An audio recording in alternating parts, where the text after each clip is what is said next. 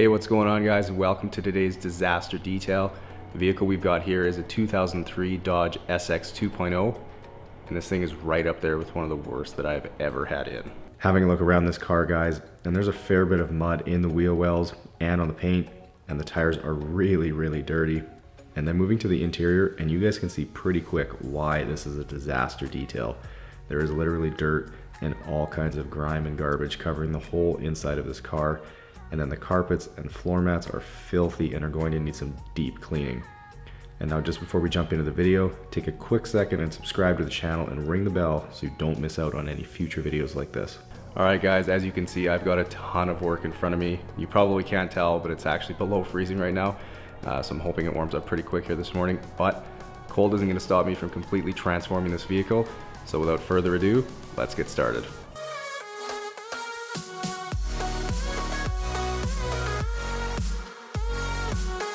Alright guys, so as I get started on rinsing this car off, I just want to welcome you to the video again. And now as I get some of the mud off the car, I can start to see what shape the paint is in, and it's really not great. There's a rocker panel that's completely rusting, so I have to be very careful with the pressure washer so I don't blast any more paint off this car.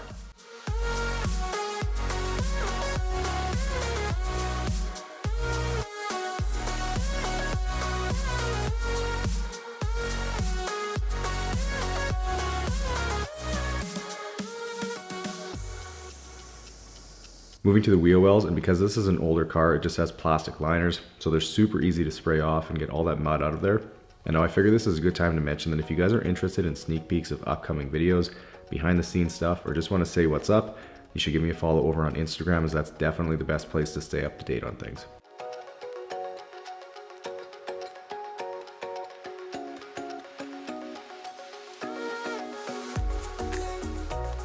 Moving to the wheels, and I've been using 303's tire cleaner over the past few details and I've been really impressed with it so far, which I guess isn't surprising given how much I like the 303 protected.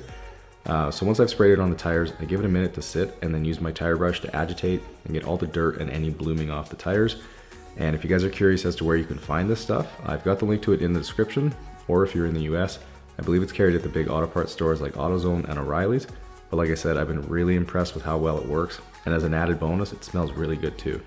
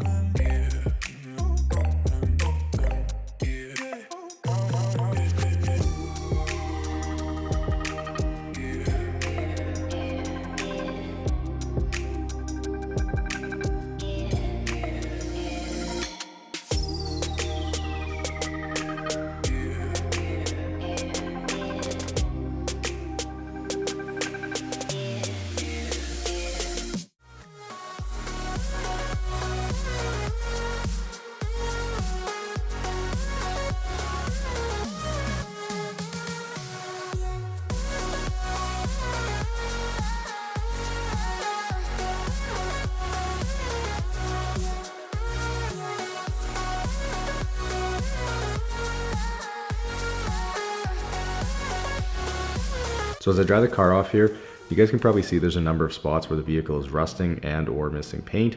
So I have to be really careful that the towel doesn't accidentally catch on one of those areas and rip more paint off.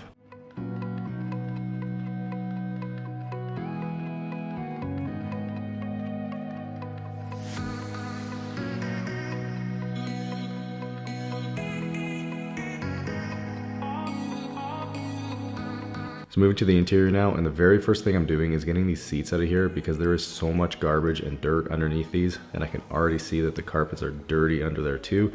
So because the customer didn't actually need the car back for a couple of days, it just made sense to remove them. Plus with an older car like this, there's no plastic covers or electrical connections to worry about. It's just 4 bolts and the seat is out, so it's super easy. And I found out when the customer dropped the car off that it's actually his first car.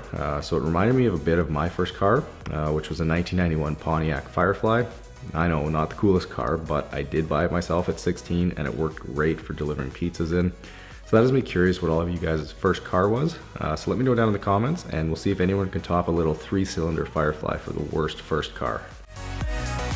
Now, if you guys saw the last disaster detail video of the Pontiac G5, the entire console in that car came out in like 4 or 5 pieces. But in this Dodge, it was literally only held down by 4 half-inch screws in the compartment and then 2 more in the cup holders. So it couldn't have been any easier to remove.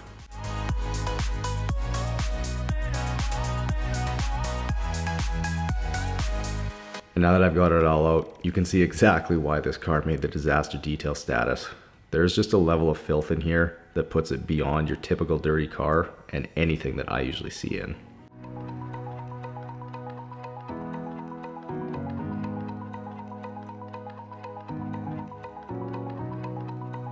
Alright, so the first step here is to get rid of all the garbage and any other piece of debris that will be too big for the vacuum, and put aside any personal items like all those air fresheners and a couple of golf tees. Then I'll get the floor mats out and put those off to the side. And you can't forget about the secret under the seat storage compartment, which is the perfect place for some more teas, a bunch of McDonald's straws, some old French fries, and a pair of pliers.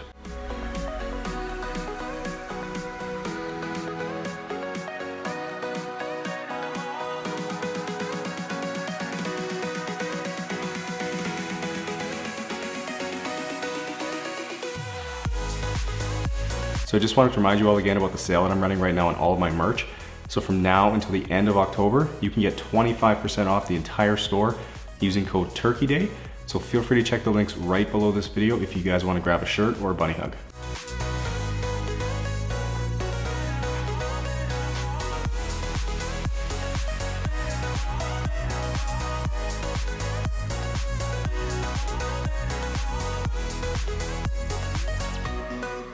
So once I've gone over everything with the vacuum, I'm using the drill brush to get some of the trapped dirt up to the surface.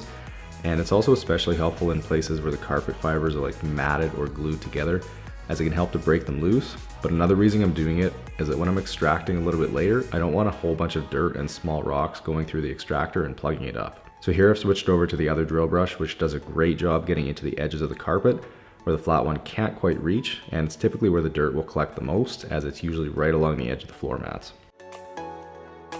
So after a quick drill change due to a dead battery, I'm working on the driver's side, and you can really start to see where the gross spots are in the carpet and where I'm really going to have to be focusing with the extractor.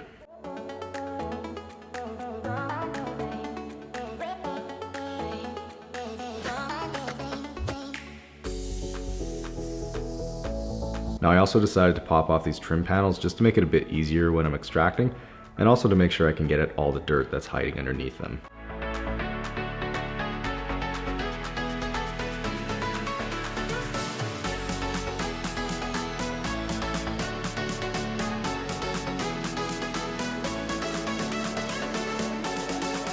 So moving to vacuuming these dirty floor mats, and given how satisfying this is to watch, I'm curious, between vacuuming, extracting, and pressure washing, which is your favorite to watch? I know a lot of you love seeing the extractor in action on dirty carpets, so let me know down in the comments what you guys enjoy watching the most.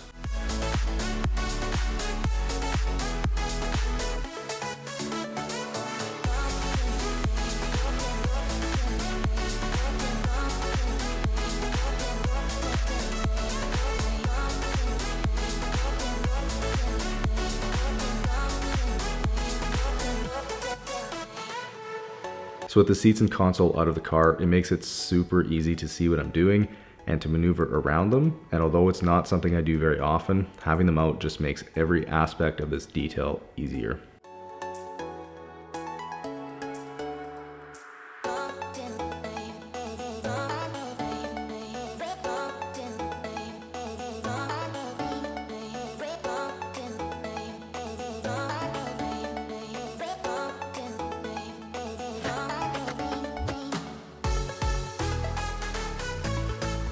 So with a vehicle as dirty as this one, it is guaranteed that every single crack and crevice is full of dirt or dust, so using a detail brush is absolutely essential to making sure that when I give this car back to the owner, that there isn't a speck of dust anywhere in this car. If you guys are wondering where you can get a set of these, I've got a link to the Detail Buddy brushes I use in the description below, along with nearly every other product and tool I use, so feel free to check those out if you guys are interested.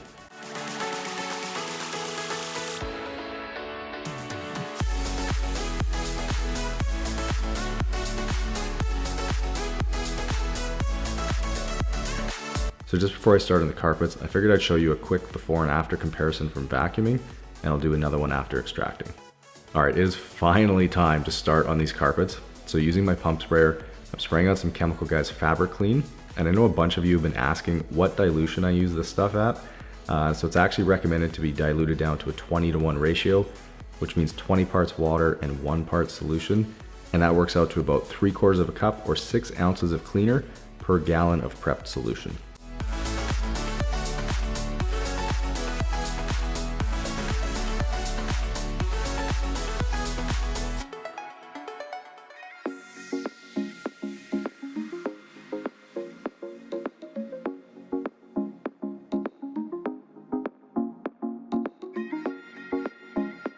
So once I've done a first pass on the entire section, I'll do a few more, continuing to spray on hot water and watching the color of the water being sucked up. And if it's still a bit white or still dirty, I'll either keep making passes until it's clear, or if it's dirty, I'll add more solution, agitate again, and then extract until the water comes out clear. So in terms of how much solution you need to spray on the carpets, I personally don't want to use more than is absolutely necessary, so that I don't end up having big puddles of solution in here. And then using the drill brush, it's going to agitate and really help to get that solution work deep into the carpet and help lift and suspend any dirt for the extractor to suck up. And if you guys are wondering what I'm doing with all the dirty water, there were way too many pores to show you them all, so I'm collecting it in a 5-gallon pail, and we'll do one giant one at the end.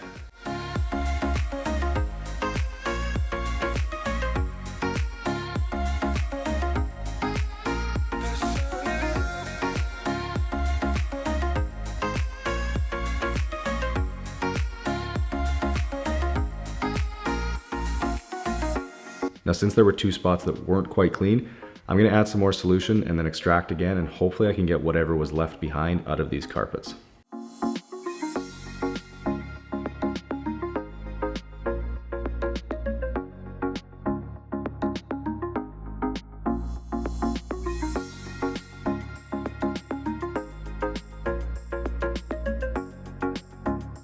Moving to the driver's side rear footwell, and there's a pretty gross patch of unidentified origin, so hopefully I'll be able to get that out, or at least significantly improve its appearance.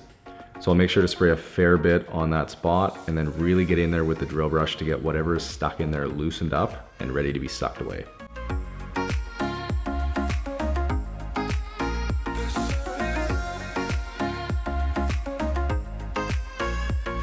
So the extractor that I use is a Bissell Spot Clean Professional, and it is hands down the best piece of equipment I have ever bought, as it has a ton of suction power and will do such a good job on carpets that if you guys buy one of these, you'll literally be out there looking for dirty carpets just so you can use it. If you guys have ever considered buying an extractor, I highly recommend you give this unit a look. The link is in the description, so feel free to check that out. You will not be disappointed.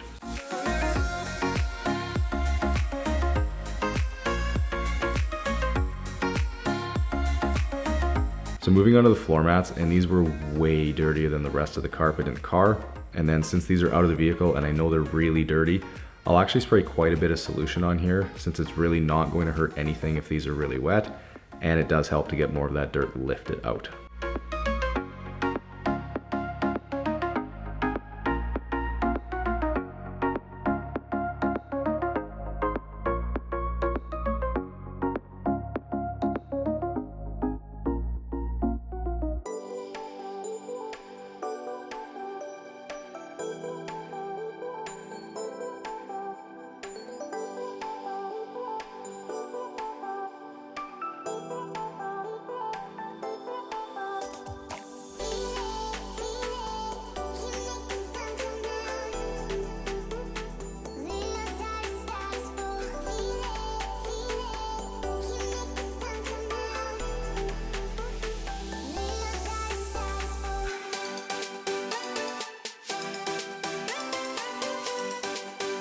So this is the driver's floor mat here, and it was by far the worst of the bunch. There was so much dirt in this thing.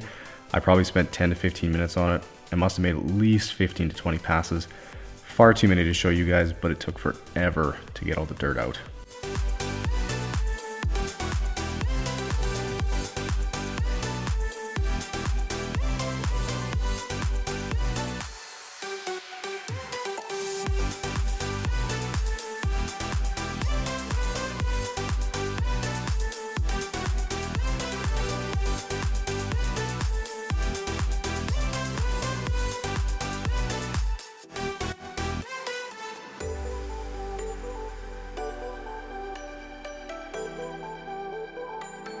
Moving on to the seats now, and I have to say I was a bit surprised that the water was coming up so brown because these seats really didn't look all that dirty at first glance.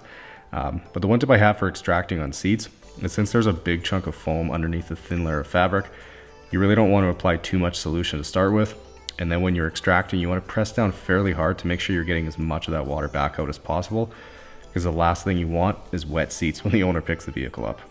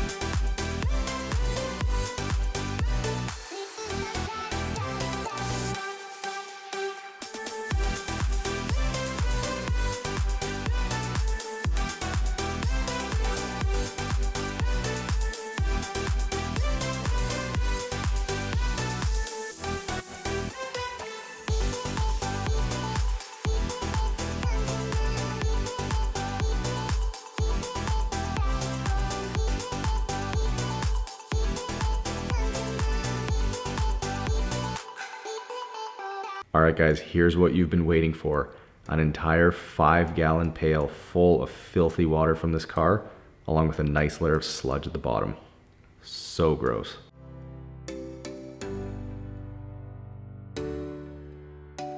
Okay, so after almost 2 hours of extracting, I can finally get to the rest of the interior. So using a slightly damp microfiber towel, I'm wiping everything down with some 10-to-1 all-purpose cleaner and using a detail brush to get any dirt or grime out of the cracks and crevices.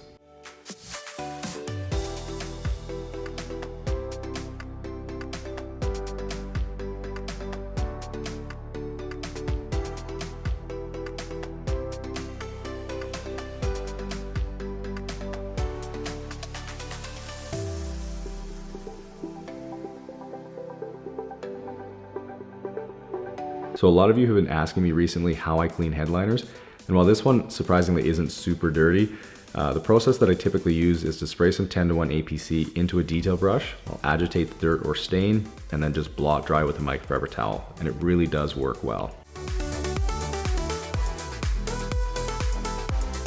Moving on to that nasty shifter that is covered in crud, and after a quick wipe, I'm blasting it with steam to loosen whatever is stuck on there, and then also gently scrubbing it with the brush attachment. And this type of crud and grime is where the steamer really proves its worth, as it made cleaning that off a total piece of cake and with very little effort on my part. And if you guys aren't aware, I'm using a McCulloch MC1375 steamer, and if you want to check it out, I've got the link in the description. I highly recommend this unit as it's such a versatile piece of equipment and can be used for so many things around a vehicle or even in the house too.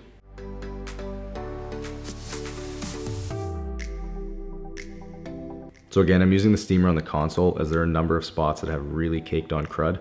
So the steamer quickly loosens that up and then everything is just wiped clean.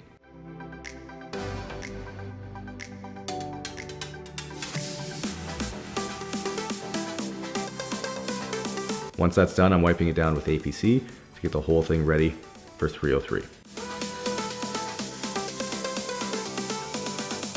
So now that every part of the interior is nice and clean, it's time to UV protect and dress it. And for that, I'm using my absolute favorite product, and that's 303's Aerospace Protectant. So using a microfiber applicator pad, I'm applying this to nearly all the plastic and vinyl components in the car to give them that freshly detailed look and a nice matte finish when it dries.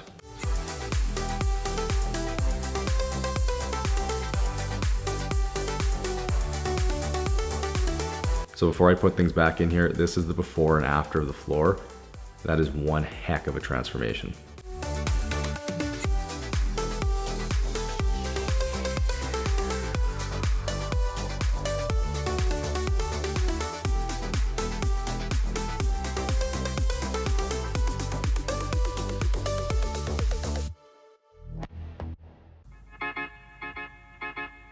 I belong to you. I belong to you.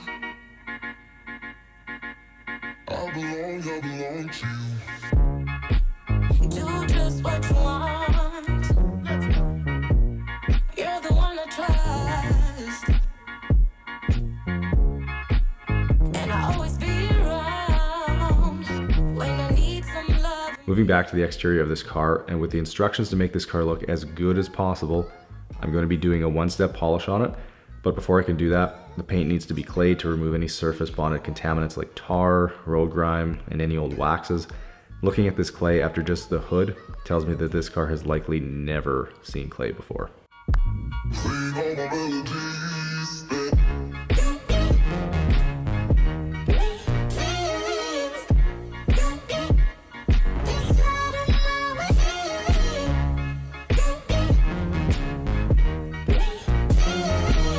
Alright, so because this car's paint was in horrible shape and there were numerous spots where the clear coat was actually starting to fail, I'm doing a test spot to see if a medium cut pad and some Grit Scratch fast correcting cream will be able to take just enough clear to get the majority of the heavy swirls out of this car. Now when I'm done, I'll check with my swirl finder light to see if I'm getting the results I want and bring you guys in for a closer look. I think it's pretty clear that this combo is going to work really well. So you can see all the swirls on the right side of the tape. And then on the left, we've got about 90 to 95% of them removed and have added a ton of depth back to this paint. So now it's just a matter of doing the rest of the car, always being sure to stop and check with the light to make sure I'm still seeing the results that I want.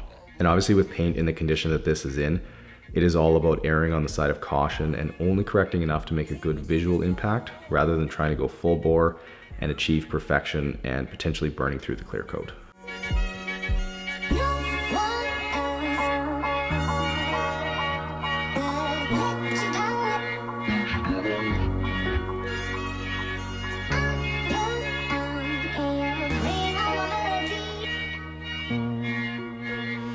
Now since these headlights were a bit hazy and dull, I'm going ahead and polishing these as well, except that I'm using a compound for a little bit extra cut.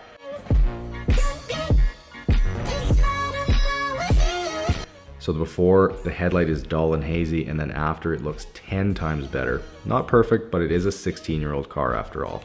Now because I want to add as much gloss as possible, I'm using my Meguiar's synthetic sealant to really make this car shine and also help protect the paint for up to 6 months.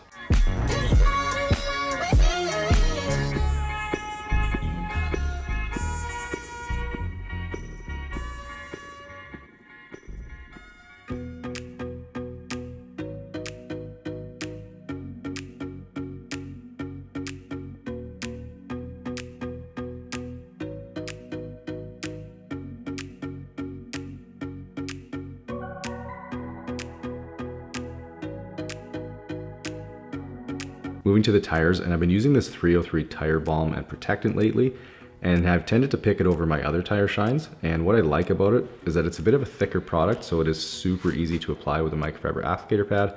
Now it's also a sling-free formula, and you can also apply a second coat for a bit of added shine. The link is in the description if you guys want to check it out.